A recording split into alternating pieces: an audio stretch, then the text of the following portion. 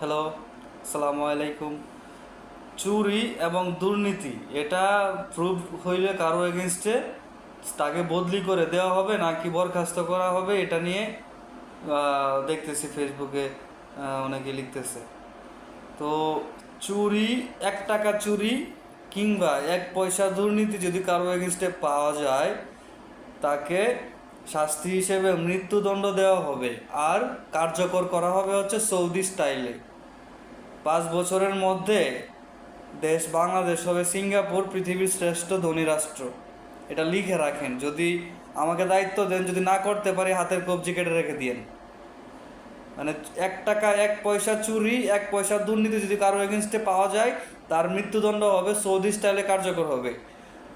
এটা করবেন, এটা গভর্নমেন্ট করবে, চালু করবে, আর এটা ইমপ্লিমেন্ট হবে। অ্যান্ড 5 বছরের মধ্যে যদি যদি বাংলাদেশ পৃথিবীর টপ মোস্ট ধনী রাষ্ট্র না হয়, তাহলে কবজি কেটে রেখে দিন।